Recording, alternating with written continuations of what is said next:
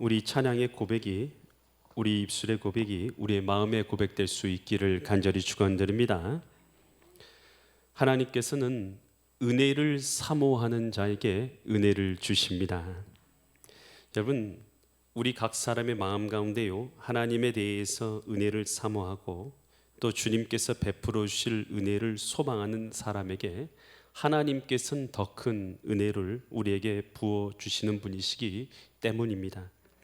오늘 이 본문의 말씀, 우리가 읽은 이 본문의 말씀은요, 오병이어의 기적을 일으켜서 5천 명이 넘는 사람들이 먹고 마시게 되는 그런 기적의 내용이 기록되어 있는 것이 바로 이 본문의 말씀입니다. 과연 이 말씀을 통해서 하나님께서는 이 시간도 여기 계신 여러분들에게 무엇을 말씀하고자 하시는가? 이 시간 나에게 주시는 하나님의 음성이 있는 은혜의 시간 되시기를 간절히 축원드립니다.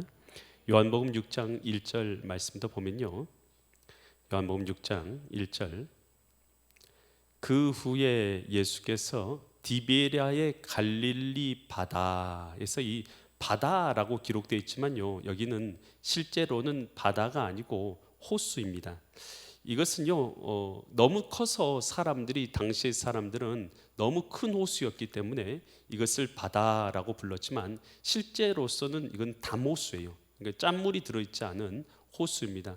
그리고 그 둘레는요, 약 21km, 길이가 21km, 또 폭은 약 11km 정도 되고요, 수심은 약 40m 되는 호수다라고 생각합니다. 너무 큰 호수이기 때문에요, 사람들이 바다라고 불렀는데요, 예수님께서 갈릴리 바다 호수죠. 호수 어디로 가셨어요? 건너편으로 가셨는데 어떻게 가셨는지는 기록되어 있어요, 안 돼 있어요? 어떻게 가셨어요? 어떻게 가셨는지는 아직 몰라요. 근데 가셨어요. 그랬더니 2절 보니까 큰 물이 있어요. 사람들인데 어떤 종류의 사람인지는 알지 못하지만 대단히 많은 사람들이 따랐어요. 예수님이 근데 호수 어디로 가셨다고요? 건너편으로 가셨는데 사람이 따라갔어요. 어떻게 갔을 것 같아요?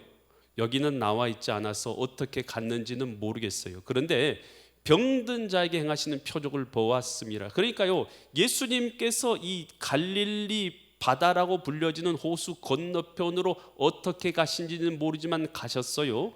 그랬더니 사람들, 무리도, 큰 무리들도 어떻게 갔는지는 모르지만 따라갔다는 것이에요.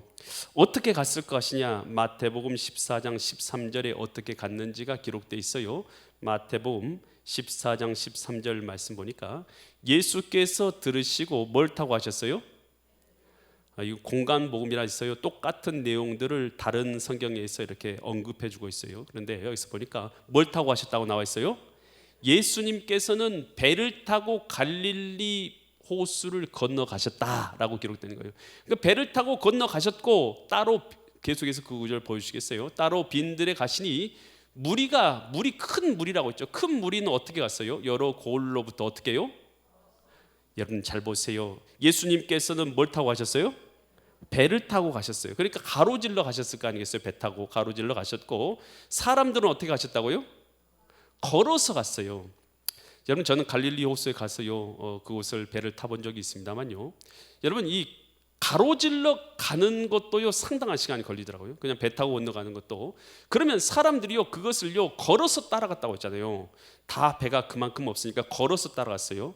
여러분, 길이가 21km예요. 그 길이가 21km, 폭이 11km란 말이에요. 여러분, 최소한 20km는 걸어야 된단 말이에요. 여러분, 20km 걷는데 몇 시간 정도 걸릴 것 같아요? 여러분, 1시간에 보통 성인이, 여러분, 군인들이 4km를 걸을 수 있습니다. 그러면 여러분 20km 걸으려면 얼마나 걸어야 돼요? 4, 5, 20. 최소 시간을 계산했을 때 약 몇 시간 정도요? 5시간 이상씩은 걸어야 되는 것이에요. 그런데 그 군인들이 전투를 위해서 움직이는 그 보폭이 여러분 1시간에 4km이지, 보통 걸음으로 걸어가고 애기들 안고 애기들 업고 그리고 등에 얼쳐매고 병든 사람 끌고 가면요, 그 길은요 1시간에 1km 가기도 힘들 때도 있어요. 여러분, 그러니까요 대부분의 사람들이 하루 왼종일 걸어서 예수님이 가신 곳을 따라간 것이에요. 여러분, 이들 모습 가운데 어떤 모습이 보입니까? 여러분, 이들 지금 예수님이 건너편으로 가신 거 보면서 따라가고 있는 이들의 모습과 이들의 마음 속에서 무엇이 보입니까? 간절함이 보이지 않습니까? 여러분, 사모하는 마음이 보이지 않습니까? 여러분, 이들은요 간절히 사모했어요. 뭐 하길요? 주님을 만나기를, 또 주님으로부터 은혜 받기를 간절히 사모하는 마음이 그 마음 가운데 가득했기 때문에 예수님 건너편으로 배 타고 가셨어도 걸어서라도 어떻게든지 그 뒤편까지 따라가서 예수님 만나서 예수님부터 은혜를 받기 위해서 그것까지 갔단 말이에요. 여러분, 주님께서 어떤 자들에게 은혜를 주신다라고 성경이 말하고 있습니까? 사모하는 영혼을 만족해 하시는 줄 믿습니다. 성경 마태복음 5장 3절에서 이렇게 말씀하고 계세요. 심령이 어떤 자요? 심령이 가난한 게 어떤 게 가난한 거예요? 여러분, 심령이 가난하다는 말이 무슨 말입니까? 심령이 가난한 자가 복이 있는데 천국이 그들의 것이라는데요, 천국이 그들의 것이 심령이 가난한 자가 그들의 것이라는 거예요. 어떤 자가 심령이 가난한 자입니까? 맞습니다. 여러분, 하나님의 은혜에 간절히 소망하는 마음 갖고 있는 자. 여러분, 한국 교회에 여러분 부흥의 역사를 한번 돌아보세요. 그들이요 어떤 마음을 가지고 주님을 찾고 주님 앞에 부르짖고 주님 앞에 기도하고 주님 앞에 나왔는가를 한번 기억해 보시기 바랍니다. 저도 어렸을 때요 기억나요. 목사님들이 오셔서 간절한 마음으로 기도하라면서 산꼭대기 올라가서 나무 붙잡고 나무를 뽑으라고 했어요. 나무가 뽑아져요, 안 뽑아져요? 제일 만만한 걸 가지고요, 이 나무는 내가 뽑을 수 있을 것 같다 생각하고 잡아당겨도 절대 안 뽑혀요. 하루 종일 이틀 3일 뽑아도 절대 안 뽑힙니다. 여러분, 그런 마음을 가지고 간절한 마음으로 은혜를 구하고 간절한 마음으로 기도하고 간절한 마음으로 하나님께 찾고 그랬잖아요. 그런데 요즘에요 마음 가운데 이런 간절함이라는 은혜라는 것을 간구하는 마음 자체를 다 잃어버렸어요. 왜냐요? 여러분, 주님 없어도 왠지 편하게 살 수 있거든요. 주님 없어도 나는 가진 게 많거든요. 주님 없어도 먹고 사는 문제가 크게 지장이 없고 주님 없어도 나는 별 지장 없이 이 땅을 잘 살고 있을 거라 생각하기 때문인 것이죠. 그렇지만요, 어떤 사람에게 하나님이 은혜를 그만큼 더 많이 주시는지는 우리가 알아야 될 거 아니겠어요? 주님께서는 심령이 가난한 자가 복이 있나니 천국이 저희 것임이니라. 심령이 가난한 마음을 내가 갖고 있는지를 한번 잘 보시기 바라요. 일주일에 한 번 예배드려도, 나 일주일에 한 번만 예배드려도 나는 만족. 나는 일주일에 한 번만 드리고도 나는 천국은 다 들어갔고, 나는 일주일에 한 번만 주님 생각하고 일주일에 한 번만 성경책 읽고 일주일에 한 번만 기도를 드려도 나는 천국 백성이고 하나님 나라 백성이고 난 천국에 들어갈 거다. 죽어도 꼴까닥 죽어도 천국에 들어가겠지. 여러분, 천국에 들어가는 것은 여러분 우리가 하나님의 약속과 언약 가운데서 믿고 구원받는 것으로 들어가는 줄 믿습니다. 하지만요, 여러분 진짜 하나님의 백성이 되고 보니까요, 제가 진짜 하나님의 백성처럼 보여요, 안 보여요? 안 보이세요? 제가 진짜 하나님의 백성이 되고 나서 제가 내 삶을 살아보니까요, 하나님 앞에요 은혜 없이 사는 것이 더 힘들더라는 거예요. 주님 앞에 은혜 안 받고 사는 게 힘든 것이고, 주님과 교제 없이 사는 게 힘든 것이고, 예배 없이 사는 것이 힘든 것이고, 주님하고요 아무 기도 없이 찬양 없이 주님과 아무 관계 없이 사는 것 자체가 힘들다는 거예요. 여러분, 진짜 구원받은 사람이잖아요. 여러분 잘 생각해 보세요. 진짜로 제가 여러분한테 말씀드리지만 진짜 구원받은 사람이면요 은혜 없이 살기가 더 힘들어요. 솔직하게 말씀드리는 거예요. 은혜 없이 사는 것 자체가 훨씬 힘든 거예요. 은혜 있이 사는 것이 당연한 것이고 기쁜 것이고 감사하는 것이고, 은혜 없이 살면요 미칠 것 같아요. 죽을 것 같아요. 여러분, 그래서요 은혜 가운데 사는 것이 당연한 삶인 것이에요. 여러분, 이 한국교회 1907년에 평양에서 대부흥운동이 일어났어요. 이 평양 대부흥운동이 일어난 그 해로부터 시작해서 1년에 약 30만 명씩 크리스찬이 늘었어요. 그러니까요 그때 1907년에는요 우리나라의 전체에요 약 몇천 명도 안 됐어요, 크리스찬이. 그런데 그 해부터 시작해서 한 해에 약 30만 명씩 매해 부흥됐어요. 그 1907년의 대부흥운동이 어떤 역사가 있었냐 하면, 그때 그 이후에 3.1 운동의 시발점이 된 것도 평양 대부운동이고, 독립운동의 시발점이 된 것도 대부운동이고, 평양 숭실대학교를 세운 것도 대부운동이고, 세브란스 병원이 세워진 것도 대부운동의 시발점이 다 있는 거예요. 그래 이런 모든 것들의 시발점이 될 것이 평양 대부운동인데, 그 대부운동의 그 주역이 누구냐면 하디 목사님, 하디 선교사님이. 이 하디 선교사님은 이 캐나다의 토론토에서 의과대학을 졸업했어요. 그리고 나서 한국에 파송된 의료 선교사였어요. 강원도 지역에 가가지고 의료 선교를 하는데 많은 열매를 맺지 못하고 있었어요. 그런데 어떤 분들이 이제 부탁을 하는 거, 다른 선교사님들 부탁해서 기도에 대해서 강의를 좀 해주십시오라는 부탁을 받은 거예요. 그런데 목사님, 이 선교사님이 기도에 대해서 내가 뭘 강의할까 하다가 말씀을 준비한 게 누가복음 11장 13절 말씀을 가지고 내가 이 기도에 대해서 전파해야 되겠다라고 했는데, 누가복음 11장 13절이 이 내용이에요. 너희가 악할지라도 좋은 것을 자식에게 줄 줄 알거든 하물며 너희 하늘 아버지께서 어떤 자에게요? 구하는 자에게 성령을 주시지 않겠느냐. 늘 읽었던 구절이지만 이 구절을 묵상한 가운데 믿는 자에게라고 하지 않고 어떤 자에게 준다고 했어요? 구하는 자에게 주신다라는 말이 자기 마음에 와닿기 시작하는 거예요. 아, 이 성경 구절이 다 믿는 자들에게 쓰여진 구절이다라는 걸 깨닫게 된 거예요. 다 믿는 사람들에게 준 구절인데, 간절한 마음으로 구하는 자에게 하나님께서 성령의 은혜를 더 주신다라는 의미로 쓰여졌다는 것을 이 하디 선교사님이 깨닫게 된 것이요. 그러면서 그가 스스로 생각할 때 자기는요 의과대학을 졸업했어요. 그리고 나서 의료 선교사로서 나왔단 말이에요. 그러니까요 자기는 이 한국 사람들, 이 하찮은 미개한 한국 사람들보다는 훨씬 지식이 뛰어나고 학식이 뛰어나고, 자기는 외국인이잖아요.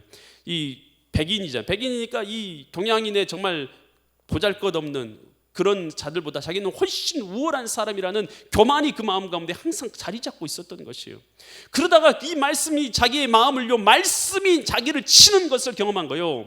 하나님의 말씀이 내 삶을 치는 경험을 하는 거예요. 너가 정말로 구하고 있는 것이 나를 의지하는 것이냐 아니면 너의 학식이냐라는 하나님의 감동을 말씀을 통해서 받게 되는 것이죠. 그럼 하나님의 말씀이 나를 치시는 것이죠. 그래서 하나님께서 내가 내 지식을, 내 학식을 하나님보다 더 의지했습니다.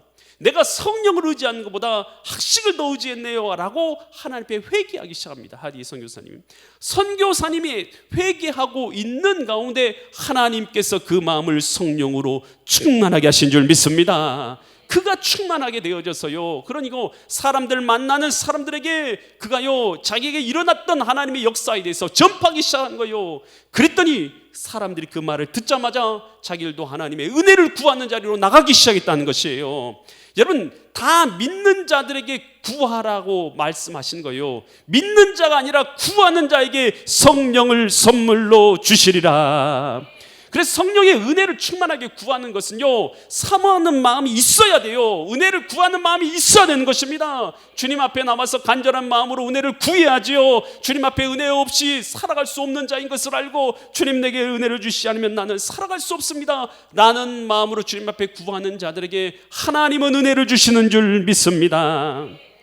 한 중풍병자가요 예수님이 계신 집으로 왔어요. 그런데 사람들을 보니까 사람들이 가득 차서 들어갈 수가 없는 거예요. 그랬더니 마가복음 2장 3절로 5절 같이 행동하는 거예요. 사람들이 한 중풍병자를 4사람에 메워가지고 예수께 왔는데, 4절 보니까 무리들 때문에 예수께 데려갈 수 없으므로 그 계신 곳에 뭘 뜯었어요? 지붕을 뜯어서 구멍을 내고 중풍병자가 누운 상을 다 내렸다는 거예요. 여러분, 여기에요 간절함이 보이십니까? 간절함이 보이십니까? 사모함이 보이십니까? 여러분, 성령의 은혜를 받고자 하는 간절함이 여러분에게, 이런 간절함이 있으십니까? 주님을 만나고자 하는 이런 간절함이 있으십니까? 하나님의 은혜를 더 누리고 살고자 하는 이런 간절함이 여러분 가운데 있느냐는 것이에요. 여러분, 그랬을 때요 지붕이라도 뜯어서 주님을 만나고 은혜를 경험하고 하나님의 뜻대로 살고자 하는 열심이 있으니까 하나님께서 이 사람 가운데 역사하신 줄 믿습니다. 5절에서 뭐라고 말합니까? 예수께서 그들의 뭘 받으셨다고요? 믿음을. 여러분, 지붕을 뜯고 했던 그 간절함이 바로 주님 앞에는 믿음으로 보였던 것이죠. 믿음을 보시고 중풍병자 이르시되 작은 자여 내 죄의 사함을 받았느니라 주님께서 말씀하여 주신 것입니다. 여러분, 이 시대에요 많은 크리스찬들이 있어요. 여러분, 약 우리나라에만 1,000만 명 있잖아요. 전 세계 25천만 명의 크리스찬이 있습니다. 예수님을 믿는 사람이요, 예수님을 내가 주님으로 믿습니다라는 사람이 25억 있어요. 여러분, 그러지만요 다 똑같은 은혜를 누리며 사는 것은 결코 아니잖아요. 여러분, 어떤 자에게 하나님께서 더 큰 은혜를 주시며 살던가요? 여러분, 주님의 은혜를 간절히 사모하며 사는 자에게 은혜를 주시는 줄 믿습니다. 시편 107편 9절에서 이렇게 말합니다. 그가, 하나님께서 사모하는 영혼에게 뭘 주신다고요? 만족. 하나님께서 채워주시는 은혜의 만족을 주시며 줄인 영혼에게, 목마른 영혼에게 좋은 것으로 채워주심이로다. 여기서 줄인다는 것은 심령이 가난하다는 말하고 똑같은 말이에요. 심령이 가난한 자들에게 은혜를 주신다라는 것입니다. 이 시간도 하나님께서 예배를 통해서 나의 영혼에 주의 음성 듣기를 원합니다. 이 시간도 기도를 통해서 하나님의 은혜를 체험하기 원합니다. 이 시간도 찬양을 통해서 나의 찬양의 고백이 하나님께 올려지고 하나님의 말씀이 이 시간도 내 귀에 들려져서 은혜를 체험하는 역사, 여러분, 그의 은혜를 사모하는 자들에게 하나님께서 은혜를 주실 줄 믿습니다.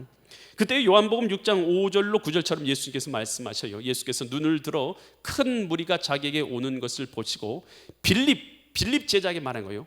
뭐라고 말하면, 우리가 어디서 떡을 사서 이 사람들을 먹이겠느냐라고 주님께서 말씀하셨어요. 갑자기 빌립에게. 그런데 이렇게 말씀하신 이유가 있어요. 왜 그랬어요?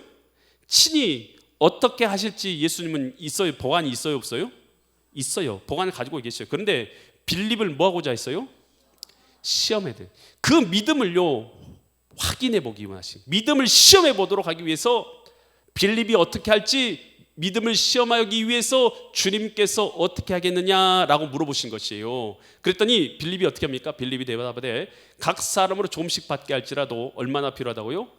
200데나리온의 떡이 부족합니다. 떡이 부족하리이다. 그러니까 부족하다는 것은 200데나리온은 1데나리온은 한 사람이 하루 동안 열심히 일해서 벌 수 있는 돈이 1데나리온이었어요. 그러니까 200데나리온은 한 사람이 200일 동안 쉬지 않고 일해서 벌 수 있는 돈만큼 돈이 있어야지만, 그만큼 떡이 있어야지만 사람들 먹일 수 있겠습니다라고 대답했어요. 여러분, 이 말은요 참 지적이고요 그리고 합리적인 말인 것은 분명해요.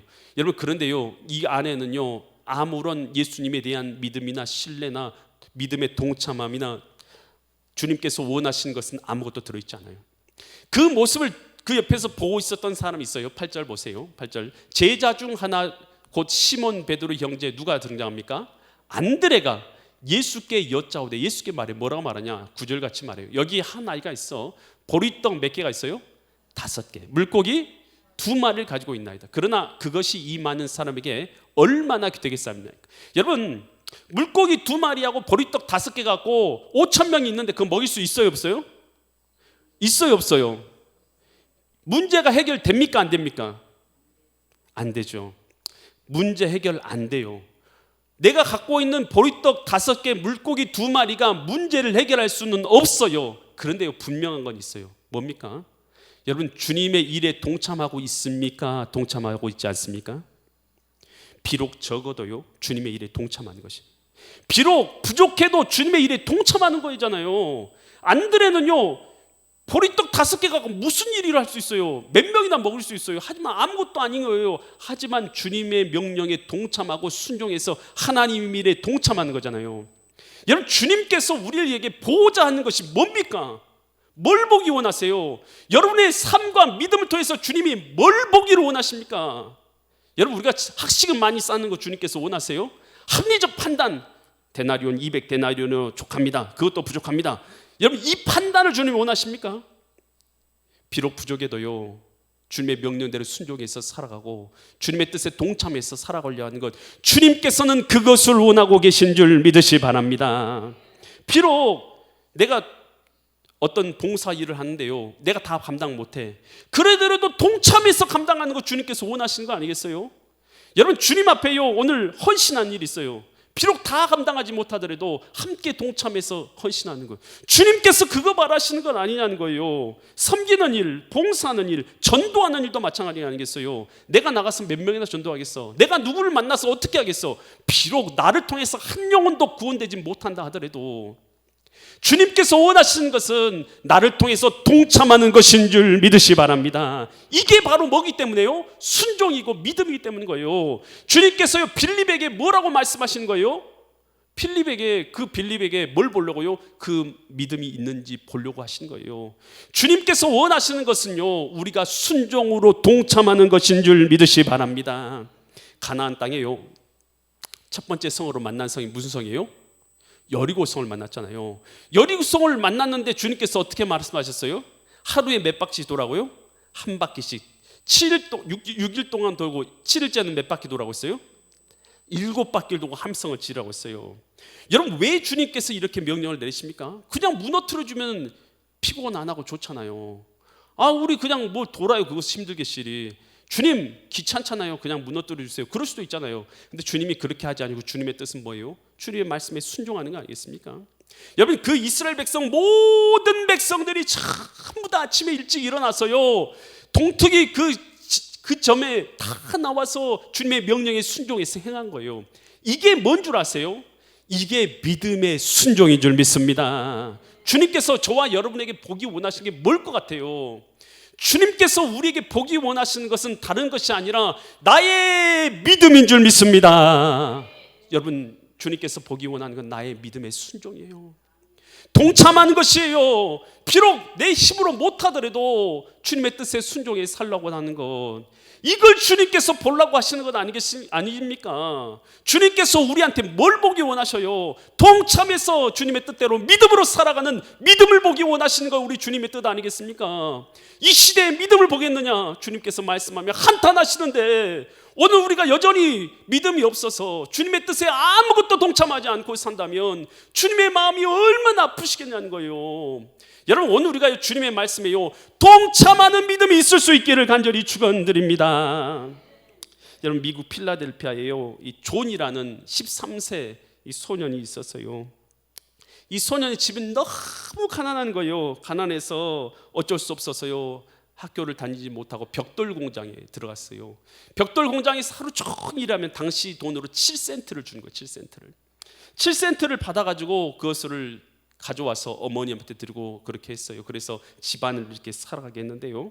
그런데 시골 교회를 다녔단 말이에요. 시골 교회를 다녔는데 시골 교회 들어가는 입구에요 비만 오면은 길이 포장이 안 돼가지고 다 진흙이 막 넘치는 거예요. 그러니까 이 어린 마음에요 자기가 벽돌 공장을 다니거든요. 그러니까 사장님한테 말해가지고 자기가 받은 7cm에서 일부분을 들 테니까 벽돌 한 장씩을 매일 달라고 한 것이에요. 그래 매일 한 장씩 일할 때마다 집으로 돌아가는 길에 교회 앞에다가 그 진흙으로 되는 길 앞에다가 돌멩이를 한 장씩 놓기 시작하는 거예요.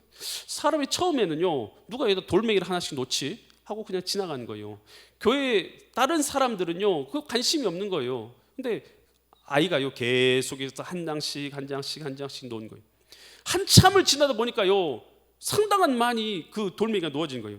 알고 봤더니 존이라는 그 아이가요 하루에 한 장씩 자기가 벽돌 공장 일하고 그것으로 남은 것의 일부를 가져와서 한 장씩 깔고 있었다는 그 이야기를 알게 된 것이에요.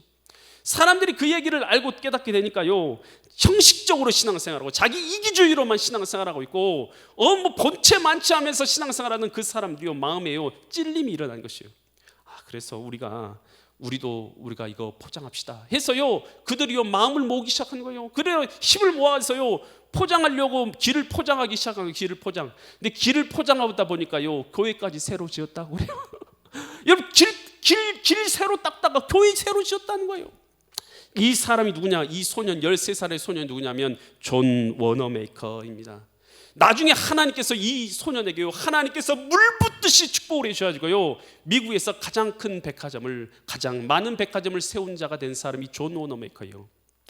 여러분 그리고 나서 그가요 자기는 공부를 못했잖아요. 공부를 할 기회가 없었잖아요. 가난하고 공부할 기회가 없어가지고 공부 못했으니까 자기가요 그런 청년들을 위해서 청년들을 선동하는 YMCA를 그를 위해서 적극적으로 후원하기 시작합니다. 그래가지고 많은 YMCA 건물들이요 이 존 워너메이커에 의해서 세워졌고 우리나라에도 많은 건물들이 존 워너메이커가 헌물해가지고 세워졌어요. 여러분 오늘 우리가요 비록요 다 할 수 없더라도 이 존이 한 것처럼요 기도하고 전도하고 헌신하고 섬기고 선교하는 일에 우리가 동참할 수 있기를 간절히 축원드립니다. 그래서 나를 통해서 하나님의 뜻이 이루어지고 하나님 나라가 세워진다면 이것이 하나님께서 우리에게 바라시고 원하시는 일이다라는 거예요. 히브리서 10장 25절에서 이렇게 말하고 있어요. 모이기를 패하는 어떤 사람들의 습관과 같이 하지 말고 오직 권하여 그날 주님 가까이 오심이 가까움을 볼수록 더욱 모이기를 힘쓰자. 더욱 그리하자는 거 아니겠어요? 오늘 우리가요 하나님 앞에서요 믿음은요 동참이에요.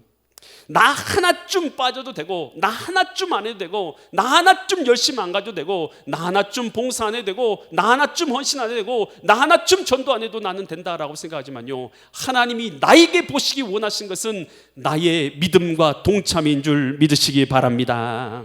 그랬더니요 사람들이 모여왔단 말이에요. 그런데 예수님께서 사람들을 다 모이게 하신 다음에요 물고기 2마리와 보리떡 5개 안드레 가지고 온 것을 가지고요 하늘을 향해서 축복하시는 거예요. 하나님께서 축복 기도를 하시고 예수님께서 축복 기도를 하시고 사람들에게 나누어줘서 먹게 하라 한 거예요. 그래 나누어줬더니요 이상한 일이 일어난 거예요. 나눠가지고 주면 없어졌는데 나눠주면 나눠줄수록 또 생기고 또 생기고 또 생기고 또 생겨서 거기 있는 사람들이 다 먹게 된 것이요. 여러분 이것은 사람의 능력으로는 되는 일이 아니에요. 이것은 하나님의 능력인 줄 믿습니다. 여러분 이 일을 통해서 주님께서 뭘 보여주시냐면요 이것은요 예수님께서 주기 진짜 원하시는 건 육신의 떡이 아니에요. 주님께서 진짜 주기 원하시는 것은 자신이 누구인지를 깨닫게 하시고 믿고 이들이 영생을 얻기 원하시는 것이 주님의 뜻인 줄 믿습니다. 그래서 요한복음 6장 51절에서 예수님이 이렇게 말씀하세요. 나는 이 일을 행하시고 나서 예수님께서 이렇게 말씀합니다. 나는 하늘에서 내려온 살아있는 뭐라고요? 내가 떡이다. 떡을 나눠주신 예수님이 이런 말씀하죠. 내가 떡이다. 사람이 이 떡을 먹으면 뭐 할 거라고요? 나를 먹는 자, 예수님을 먹는 자. 예수님을 먹는다는 것은 예수님을 나의 구주로 모셔드린다, 예수님과 연합된다라는 뜻입니다. 예수님과 연합된 자 그 사람을 먹으면 영생하리라. 영생하리라. 영생하리라. 내가 줄 떡은 곧 세상의 생명을 위한 내 살이니라. 내 생명이 바로 내 살이고 생명의 떡이다 라고 주님께서 말씀하신 거예요. 여러분 예수님과요 연합돼서 예수님이 이 땅에 오신 목적은요 뭐 하기 위해서 오셨냐면 예수님을 믿음으로 말미암아 오늘 하나님과 연합되어져서 영생을 얻은 믿음의 사람 되도록 하기 위해서 하나님의 아들 예수님이 이 땅에 오신 줄 믿습니다. 요한복음 3장 16절에서 예수님이 이 땅에 오신 이유를 이렇게 말해요. 하나님이 세상을 이처럼 사랑하사 독생자를 주셨으니 이는 그를 뭐한 자마다요?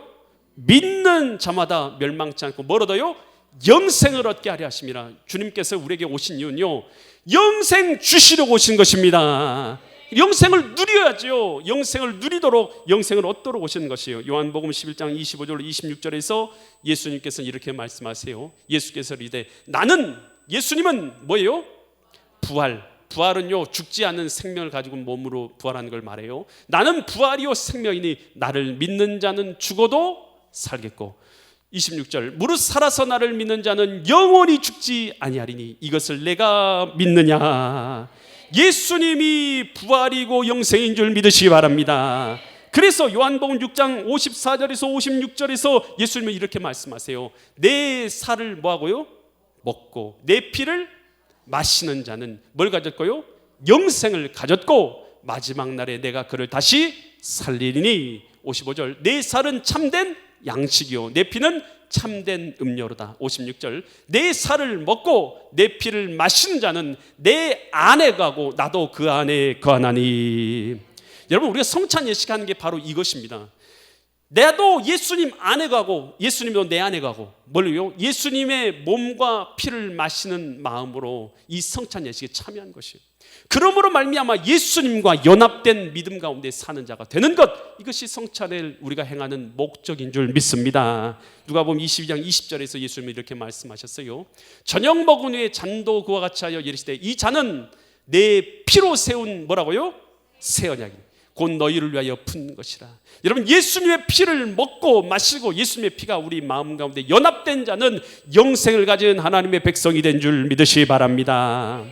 여러분 심령에 사모하는 마음을 갖고 있는 자에게 하나님은 은혜를 주시는 것이고, 주의 은혜에 동참하는 믿음을 주님께서는 원하고 계시고, 주님과 연합됨으로 영생을 누리기를 주님께서 원하시는 것을 알고 주님 앞에서 그렇게 살아가다가 하나님의 생명을, 영생의 생명을 누리시는 믿음의 거룩한 성도들 되시기를 예수 그리스도 이름 받들어 간절히 축원드립니다. 기도드리겠습니다. 거룩하신 주님, 전능하신 아버지 하나님, 이 시간도 우리가 예배를 통해서 나에게 주시는 하나님의 음성 듣게 하시니 감사드립니다.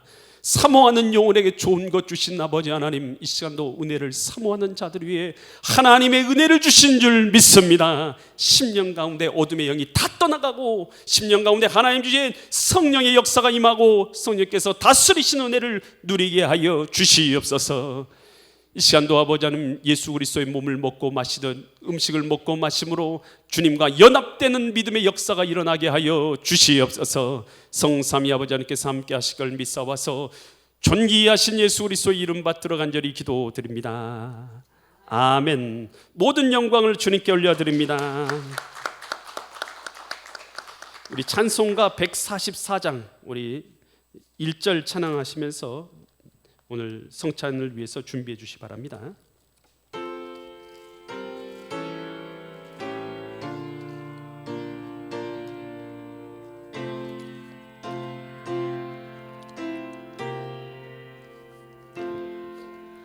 예수 나를 위하여 십자가를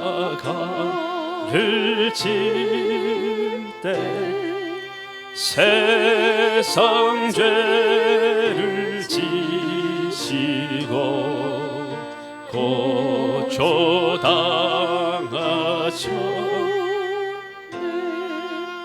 예수님 예수님 나의 죄 위하여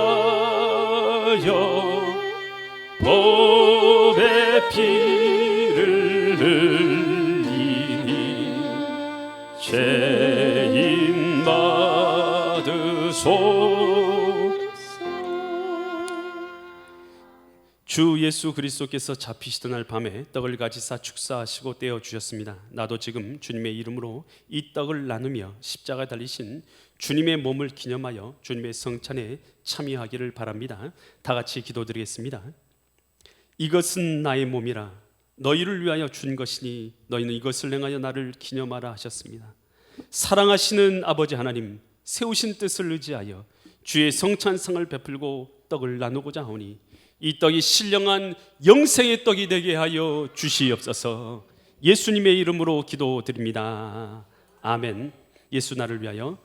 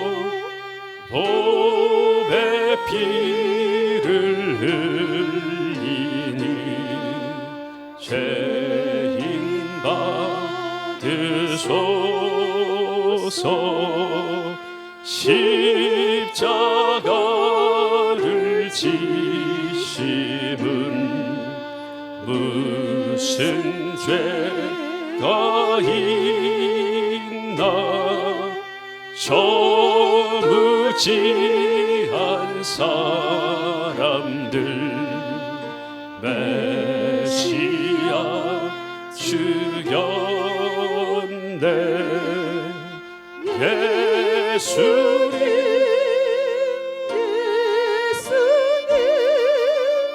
나의 죄 위하여 보배 피를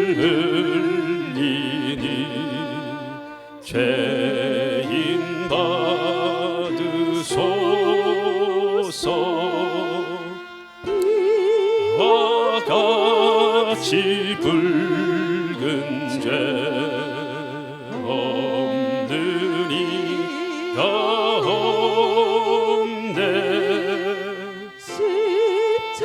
십자가의 공로로 와 같이 되네.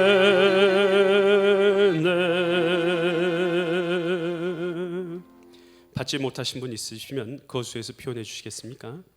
다 받친 줄 알고요. 우리 주님께서 식후에 잔을 가지사 축사하신 후에 제자들에게 주시며 가라사대 이 잔은 내 피로 세운 새 언약이니 이것을 행하여 마실 때마다 나를 기념하라 하셨습니다.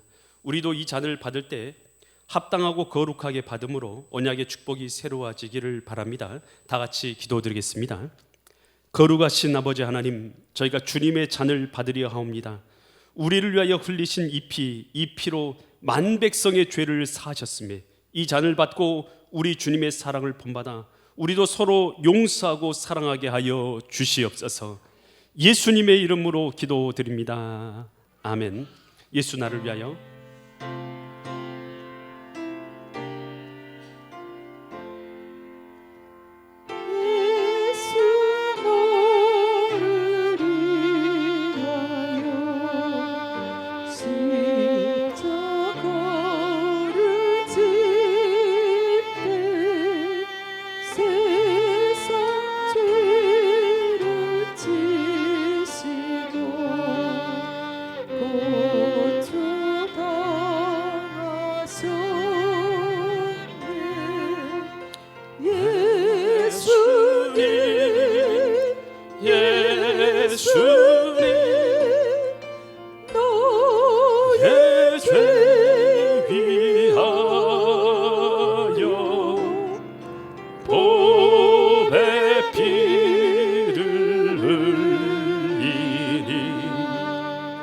죄인 받으소서.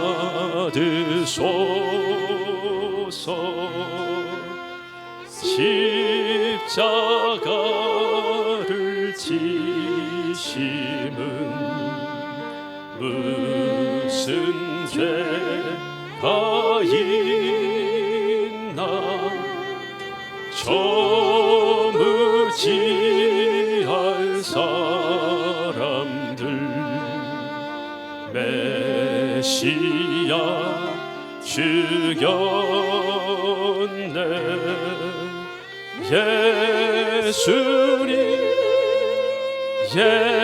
예수님 너의 죄 위하여 보배 피를 흘리니 죄인 받으소서. 예수께서 이르시되 나는 생명의 떡이니 내게 오는 자는 결코 줄이지 아니할 터이요 나를 믿는 자는 영원히 목마르지 아니하리라. 그러나 내가 너희에게 이르기를 너희는 나를 보고도 믿지 아니하는도다 하였느니라. 아버지께서 내게 주시는 자는 다 내게로 올 것이요 내게 오는 자는 내가 결코 내쫓지 아니하리라. 내가 하늘에서 내려온 것은 내 뜻을 행하려 함이 아니요 나를 보내신 이의 뜻을 행하려 함이니라. 나를 보내신 이의 뜻은 내게 주신 자 중에 내가 하나도 잃어버리지 아니하고 마지막 날에 다시 살리는 이것이니라. 내 아버지의 뜻은 아들을 보고 믿는 자마다 영생을 얻는 이것이니 마지막 날에 내가 이를 다시 살리리라 하시니라. 진실로 진실로 너희에게 이르노니 믿는 자는 영생을 가졌나니 내가 곧 생명의 떡이니라. 너희 조상들은 광야에서 만나를 먹었어도 죽었거니와 이는 하늘에서 내려온 떡이니 사루라 하여금 먹고 죽지 아니하게 하는 것이니라. 나는 하늘에서 내려온 살아있는 떡이니 사람이 이 떡을 먹으면 영생하리라. 내가 줄 떡은 곧 세상의 생명을 위한 내 살이니라 하시니라. 예수께서 이르시되 내가 진실로 진실로 너에게 이르노니 인자의 살을 먹지 아니하고 인자의 피를 마시지 아니하면 너희 속에 생명이 없느니라. 내 살을 먹고 내 피를 마시는 자는 영생을 가졌고 마지막 날에 내가 그를 다시 살리니 내 살은 참된 양식이요 내 피는 참된 음료로다. 내 살을 먹고 내 피를 마신 자는 내 안에 거하고 나도 그의 안에 거하나니 살아계신 아버지께서 나를 보내심에 내가 아버지로 말미암아 사는 것 같이 나를 먹는 사람도 그 나로 말미암아 살리라 함과 같으니라. 아멘. 받지 못하신 분 있으신가요? 예, 다 받으신 걸로 알고요. 기도하겠습니다. 거룩하신 아버지 하나님, 자비하신 은총으로 주님의 백성된 우리가 이 성찬에 참여하게 하시고 사죄와 구원의 은혜를 새롭게 하여 주심을 감사드립니다. 우리를 복음에 합당하게 행하여 항상 예수의 죽으심과 다시 사심을 몸에 짊어지고 빛을 전하여 하나님 아버지께 영광을 돌리게 하옵소서. 예수님의 이름으로 기도드립니다. 아멘. 주님은 만찬을 마치신 후에 찬미하면서 감람산으로 가셨습니다.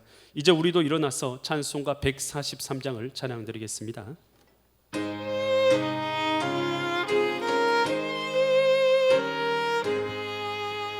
웬 말인가 나 위하여 주 돌아가셨나. 이 벌레 같은 나이에 끝내 받으셨나. 내 지은 죄 다 지시고 못 박히셨으니 웬일인가 웬가 그 사랑 크셔라. 주십자가 못 박힐 때 그 해도 비리고 그 밝은 빛 가리워서 깜깜게 되었네. 나 십자가 대할 때에 그 일이 고마워. 내 얼굴 감히 못 들고 눈물 흘리도다. 늘 울어도 눈물로써 못 갚을 줄 알아. 몸 밖에 드릴 것 없어. 이 몸 바칩니다.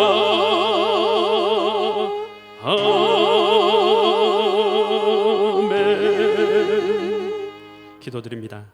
하나님 아버지, 참 감사를 드립니다. 우리를 위해서 십자가를 져주심으로 말미암아 그 피로 말미암아 우리가 죄 사함을 얻고 구원을 얻게 하시니 감사드립니다. 이제 예수님을 몸과 예수님의 피를 먹고 마시는 자로서 예수님과 연합되어져서 살아가는 생명을 얻은 자로서 이 땅을 살아가게 하여 주시옵소서.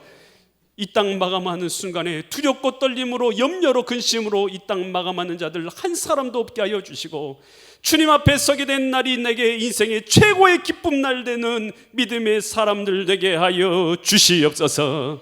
이제는 내가 곧 길이요 진리요 생명이 되시는 예수 그리스도의 은혜와 하나님 아버지의 극진하신 사랑하심과 성령 하나님의 감화감동 내주 교통하심의 역사가 오늘 예배를 참석하고 예수 그리스도를 먹고 예수님을 마심으로 이제 예수님과 연합하여 생명을 얻은 자로서 살기로 다짐하는 모든 성도들의 머리 위에, 그 직장과 사업체 위에, 자녀들 위에, 엘림 재단 위에, 이 나라 이 민족 위에, 전 세계 터전 주님의 교회 위에 이제부터 영원토록 함께 있을지어다.